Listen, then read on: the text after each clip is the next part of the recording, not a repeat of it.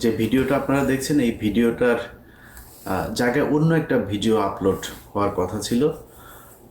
নুরুর 2-3 দিন আগে সে আমাকে নিয়ে কিছু কথাবার্তা বলেছে সেই প্রশ্নের জবাব দেওয়ার জন্য। সেখানে সেই ভিডিওটা আসলে এখন এই পরিস্থিতির সাথে মানানসই না, যে কারণে আমি আর দেইনি। ওই ভিডিওতে কী ছিল সেটা আর এখন বললাম না। আমি মানুষের আবেগের প্রতি সম্মান জানাই। যদিও নূরের যে ঘটনা এটা নূরেদেরই কর্মফল। কর্মফল কিভাবে সেটা আপনাদেরকে আমি বলি। ধরেন 5 তারিখের পর থেকে এখন পর্যন্ত আপনি দেখেন তো আমার সাথে যাদের যাদের বাঁচছে, যে বিষয়গুলো নিয়ে আমি কথা বলছি, আমি ধরেন বিডিআরের বিচার চাই, এটা নিয়ে সেনাবাহিনী আমার শত্রু। আমাকে সেনাবাহিনী নাকি হুমকি মনে করে, আমি নাকি হুমকি সেনাবাহিনীর জন্য। আমি জানি না এই দেশ এই সেনাবাহিনীর বিরুদ্ধে কখন গিয়েছে। তো তারা বলেছে আমি হুমকি। এরপরে 32 নম্বর, এই আজকে যে নুরুল হক নূর মার খেলেন, এই নূর নিজে বক্তব্য দিয়েছেন, বিশাল জ্বালাময় বক্তব্য। 32 নম্বর যারা ভাঙতে গিয়েছে তারা নাকি মব সৃষ্টি করছে।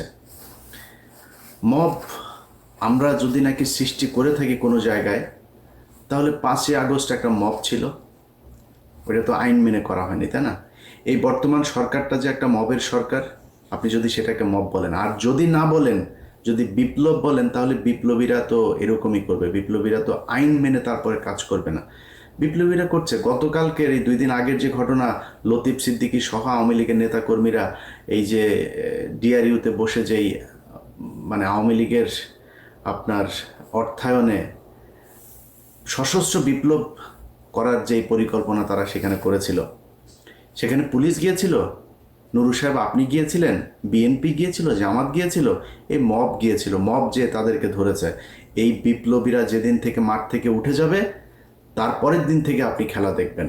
যাদেরকে আপনারা এখন মব বলে, তারপরে হ্যাঁ যারা দখল করছে, চাঁদাবাজি করছে, সেটাতে আপনি ধরেন, কোনো সমস্যা নাই। কিন্তু এই বিপ্লবীরা যদি মাঠ থেকে উঠে যায়, তাহলে আনসারদের ওইখানে যে ঘটনা, আনসাররাই যে গিয়ে সচিবালয়ে ঢুকতে চেয়েছিল, কি হইতো সেদিন? যেদিন কিনা আপনার এই ডিআরইউতে যেটা হলো, সেখানে এরা না থাকলে আপনি কে যাইতো? এরাই তো গিয়ে এখানে বিভিন্ন সময় বাঁচাচ্ছে, এরাই তো রাস্তায় নেমে আসে, সব দলে দলে নেমে এসে তারপরে এইভাবে ঠেকাচ্ছে। সো 5 তারিখের পর থেকে আজ পর্যন্ত এই বিপ্লবীরাই রাস্তা ঠিক করেছে, পুলিশের দায়িত্ব পালন করেছে, থানা বন্ধ ছিল, এগুলো এই বিপ্লবীরা করেছে। আপনারা সেটা এখন নাম দিয়েছেন মব। মব নাম দিয়ে আপনারা কি করছেন সেটা একটু বলি। আমি নুরুর ব্যাপারে দু একটা কথা বলি। আমার এই ভিডিওতে অনেক বাজেভাবে বলেছিলাম, অনেক কিছু ছিল, সেটা আনতে চাই না, ছোট করে একটু বলতে চাই। আপনার এই যে আন্তর্জাতিক অপরাধ ট্রাইব্যুনাল, তাজুল ভাইরে চেনেন? যাদের ওনার সাথে কথা বলার সুযোগ আছে, তাজুল ভাইকে জিজ্ঞেস করেন। উনি বসার 1 সপ্তাহের মাথায় নুরু তার নিজের লোক প্রসিকিউটর হিসাবে সে সেখানে বসাবেন। তাজুল ভাইকে সেটা বলেছেন, তাজুল ভাই বলেছেন যে আমি এই প্রক্রিয়ার ভিতর দিয়ে আসতে পারবো না, এটা এইভাবে করা যাবে না, এটা যথাযথ কর্তৃপক্ষের মাধ্যমে আসতে হবে। নুরু তাকে বলেছে লাথি দিয়া চেয়ার থেকে উঠাই দিবে। তাজুল ভাইয়ের সাথে কথা বললেন, তাজুল ভাই আমার জানাইলো ভাই এই বেয়াদবের সাথে কথা বলতে পারবো না ভাই, এটা একটু দেখেন তো। আমি একটা পোস্ট করলাম ফেসবুক, আপনাদের যাদের মনে আছে নিশ্চয়ই আপনারা জানেন, যে নুরু তোমার 1 ঘন্টা সময় দিলাম, তুমি তাজুল হচ্ছে আমাদের কলিজা, তুমি কলিজায় হাত দিয়েছো, এরকম একটা পোস্ট করে তারপরে দিলাম। 15 মিনিটের মাথায় গিয়ে তাজুল ভাইয়ের সাথে গলাগলি করে একটা ফেসবুকে পোস্ট দিলাম, আমি আমার পোস্ট ডিলিট করে দিলাম, ঘটনা শেষ। স্বাস্থ্য মন্ত্রণালয়ে স্বাস্থ্য উপদেষ্টা, আপনি তাকে দেখেন না, তাকে এই দেশের অনেক অভিযোগ থাকবে, কিন্তু স্বাস্থ্য উপদেষ্টা ঘুষ খেয়েছে, দুর্নীতি করেছে, এটাকে বলতে পারবেন? এটা বলতে পারবেন না। স্বাস্থ্য উপদেষ্টা তিনি একজন খুব সৎ একজন মানুষকে তার ব্যক্তিগত সহকারী হিসেবে দায়িত্ব দিয়েছেন। সেই ব্যক্তি জুলাই আন্দোলনে নিজের জীবন বাজি রেখে যেসব শিক্ষার্থীরা যাচ্ছিলেন, যাদেরকে চিকিৎসা দেওয়া হচ্ছিলেন না, তিনি নিজে থেকে থেকে তার নিজের কাছে যা ছিল সেগুলো দিয়ে তিনি চিকিৎসা দিয়েছেন। সেই ব্যক্তি স্বাস্থ্য উপদেষ্টার ব্যক্তিগত সহকারী হন হয়ে একজনকে নিয়ে রাশিয়াতে গিয়েছেন। এই ডাক্তার তিনি হচ্ছে হাসান ভাই, তিনি রাশিয়াতে পড়াশোনা করেছেন। ওইখানে গিয়েছেন, তার পরিচিত যেসব সিনিয়র প্রফেসর আছেন তাদেরকে দিয়ে সার্জারিগুলো করাচ্ছেন। একজনকে নিয়ে গিয়েছেন, যাওয়ার পরে এই নুরু আপনার দুদক ঘেরাও করেছে, তাকে দ্রুত তার বিরুদ্ধে অভিযোগ দেওয়ার জন্য, তাকে গ্রেপ্তার করার জন্য। সে নাকি অনেক টাকা পয়সা নিয়ে তারপরে রাশিয়াতে পালিয়েছেন। এই নুরু বলেছেন, এই নুরুর দল বলেছে তাদের প্রায় 200-250 পোলাপান নিয়ে যায় সেদিন দুদকেই করেছে। তো পরে সেই ঘটনা আমি তো জানি না, যা আমি মনে করলাম হয়তো সত্যি বোধহয় এরকম কিছুই হবে। পরে সেই ছেলে, সেই পিএস আমার সাথে যোগাযোগ করলো, ভাই এই ব্যাপার। তো আমি সেটা বললাম, ভাই এটা যে সত্যি আপনি যে এরকম না, এটার প্রমাণ কি? বল ভাই আমি যাকে ট্রিটমেন্ট দিতে গেছি সে আপনাকে বক্তব্য দেবে। আমি সেই আহত সেই রোগীর সাথে আমি কথা বললাম, আপনারা সবাই তাকে চেনেন, যার পুরো ওই যে মুখায়ব যার মানে নষ্ট হয়ে গিয়েছে, সেই ছেলেটা। তার বক্তব্যটা শোনেন, সে কি বলেছে ওই ডাক্তারের ব্যাপারে। আমি সুগন্ধ ভগবান এমবিডি সবাইকে দেদার ব্যবস্থার ও অবশ্যই ভারতীয়দের আসসালামু আলাইকুম। এই জুলাই আন্দোলনে শুরু হওয়া 5ই আগস্টে সফল আহতদের নিয়ে যে ডাক্তার কাজ করেছেন, সেই ডাক্তার হচ্ছেন কুসুমেশ। মুক্তিতে এই বাংলাদেশে 5 তারিখের পর থেকে যখন দেখলাম আলেমদেরকে আটক রাখা হয়েছে, প্রতিটা আলেমের মুক্তিতে কোনো না কোনো জায়গায় এই আমার মতো মবকারীর ছোঁয়া আছে। যা খোঁজ নেন গা সেই আলেমদের কাছে।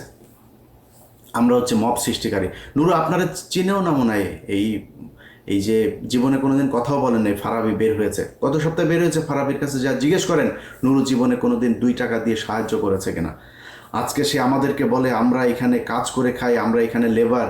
এটা নিয়ে সে প্রশ্ন তুলে, আরে নুরু তোর পেটে পাড়া দিলে আমার পাঠানো টাকা এখনো পর্যন্ত তোর পেটের ভেতরে আছে। আমি একা না, এইখানে হাজার হাজার আমেরিকানরা তোর টাকা পাঠিয়েছে। তুই তো, আমাদের কষ্ট নাই তো, আমরা সারা জীবন টাকা পাঠায় তোর এই করতাম। এখন এসে আপনি সুশীল সেজে গেলেন, মব সৃষ্টিকারীদের বিরুদ্ধে কথা বলেন, আমাদেরকে মব সৃষ্টিকারী বানান, এভাবে করেছেন। এখন আমরা তো ভাই, আমি ইলিয়াস হুসাইন, আমি তো ভাই কোনো কোম্পানিতে যাই নাই, কোনো কোম্পানির ওরে রাখেন ওরে ছাড়েন এগুলি বলিনি। যে আওয়ামী লীগ করেছে আমরা তার পক্ষে তার বিপক্ষে দাঁড়িয়েছি। আপনারা যদি আমাদের কথা শুনতেন, আমরা সেনাবাহিনীর এই সেনাপ্রধানের বিরুদ্ধে কথা বলি নাই।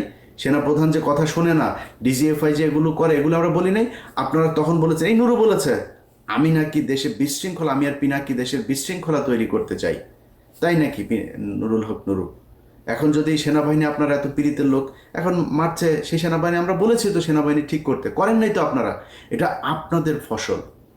একইভাবে প্রতিটা জায়গায় এখনো পর্যন্ত যেভাবে আওয়ামী লীগের লোকজনকে, বিএনপি জামাত তাদের মতো এত মানবিক আমি এই দুনিয়ায় দেখিনি। আরে ভাই আওয়ামী লীগ পালিয়েছে, আওয়ামী লীগের যা ফেলে গিয়েছে এগুলি আপনি এগুলির দাবিদার।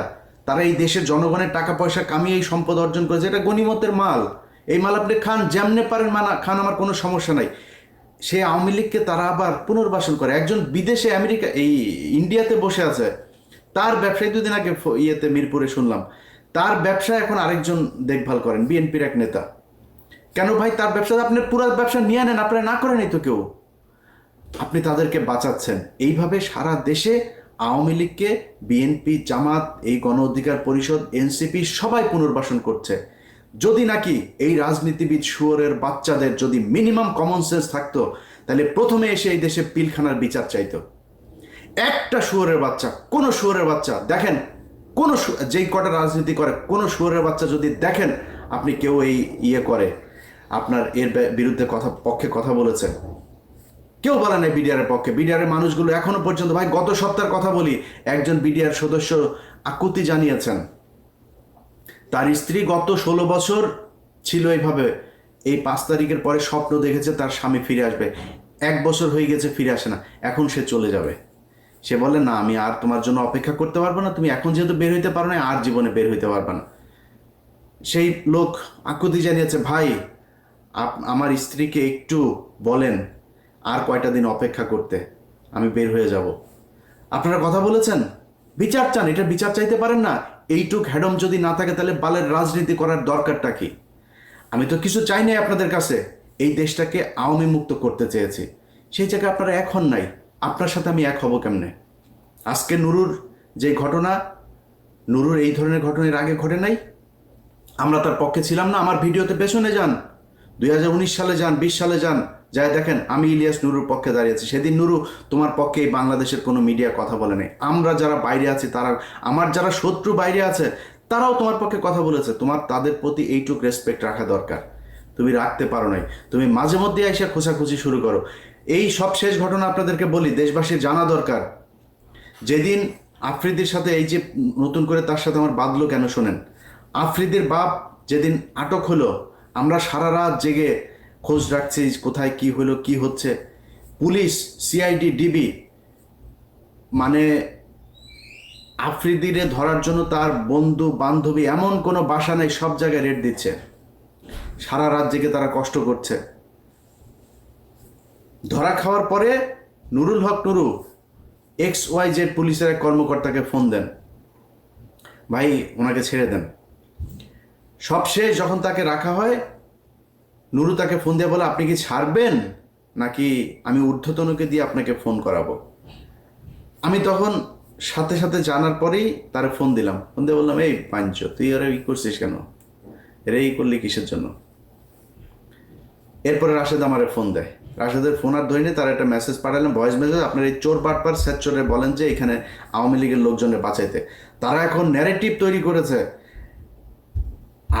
আফ্রিদির বাপ তারা কি যাত্রাবাড়িতে গিয়ে মেরেছে, পাড়ার পো পাড়া তোরে যে শেখ হাসিনা প্রতিটা মামলার যে 1 নম্বর আসামি, শেখ হাসিনা পিস্তল নিয়ে যায় কারো মারছে, মামলা এক্সিকিউট করে, প্ল্যানিং করে, এটা আলাদা আলাদা ধারায় তাদের ব্যাপারে শাস্তি হবে।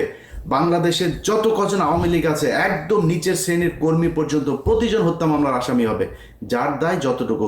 সাংবাদিক আসামি হবে, যেই ব্যবসায়ীরা বলেছে যে শেখ হাসিনার পাশে যে 3 তারিখ পর্যন্ত তারা পাশে থাকা, তাদের বিচার হবে, হইতে হবে। যার যতটুকু প্রাপ্য সেটুকু তার বুঝাইতে হবে। এখন আপনারা একজন টাকা দিবে, নঈম নিজামের কাছ থেকে যায় প্রতি মাসে মাসে বকেয়া আনতেন, আপনি বলেন এখন আমরা 5 কোটি টাকার জন্য মাই টিভি তো দখল করতে যান, মাই টিভির মালিককে ধরাইতে গেছি। এরপরে তার সাথীর ছেলেরে ধরা হইলো, সাথীর ছেলেরে ধরানোর পরে এই যে নুরুর সাথে আমার যে ফোনে যে বাকবিতণ্ডা হচ্ছে না, আমি কিন্তু পাবলিক করি নেই, চুপচাপ আছি। আফ্রিদি ধরার পরে সে নিজে পোস্ট করে ফেলো, সে যে পোস্ট লিখেছে সেই পোস্ট লিখতে মিনিমাম 2 ঘন্টা সময় লেগেছে। পোস্ট লিখে তারপরে সে জানান দিল যে আফ্রিদি এবং মাই টিভির পক্ষে সে। আরে বেটা, তুই আফ্রিদির খবর জানিস না? আফ্রিদি কি করেছে তুই জানিস না? আফ্রিদি গত সরকারের আমলে একটা ছবি থাকার কারণে ওই যে রাহির ব্যাপারে সে প্রশ্ন